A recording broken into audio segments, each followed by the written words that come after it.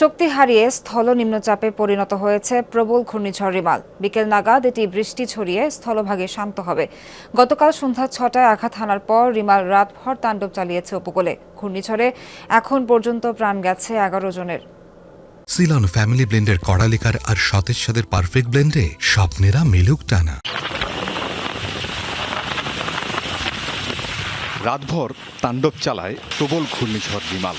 সকাল হতেই বেরিয়ে আসছে তার ক্ষতচিহ্ন। লণ্ডভণ্ড উপকূল, বিপর্যস্ত জনপদ।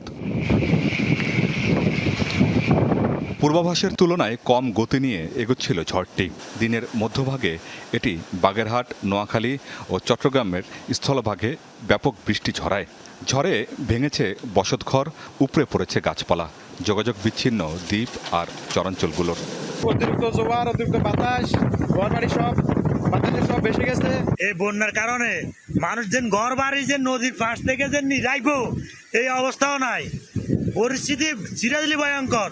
মানুষের ভাত এক মুঠ রান্দি ভাত খাইবো, বাল বাচ্চা নিয়ে থাকবো এই অবস্থা নাই। ক্ষতি যে কত হবে তা তো ক্ষতি পারবো না। মাছ একবারে চলে যাচ্ছে খালে, এছাড়া কি যাবো, করার কিছু আছে?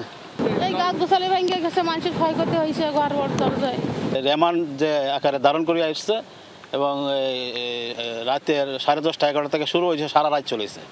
ঠিক আছে, মানুষের খুব আতঙ্কের ভিতরে ছিল। বাতাসের তীব্রতায় উত্তাল মেঘনা। লক্ষ্মীপুর কমলনগরের নাসিরগঞ্জে ভেঙেছে বন্যা নিয়ন্ত্রণ বাঁধ। পানি ঢুকছে লোকালয়ে, ভাঙন দেখা দিয়েছে নদী তীরবর্তী এলাকায়। পানি হইতেছে, এরকম পানি আর কখনো আসে না। এইবার মনে হয় 10 হাতে করে পানি আসে। কালকে থেকে যে শীত করে না আমাদের গরম মাঠে সব বাইরে থেকে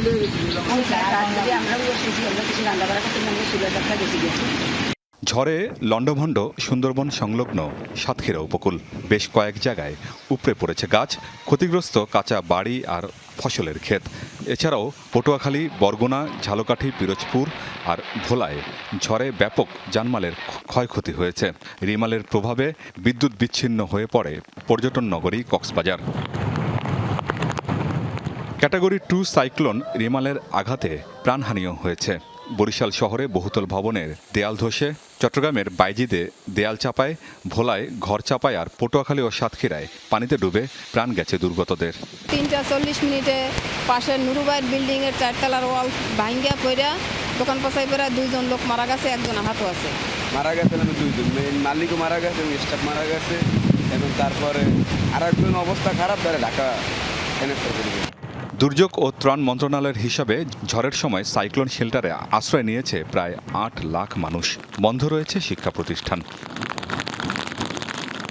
আমিন বাবু, যমুনা নিউজ।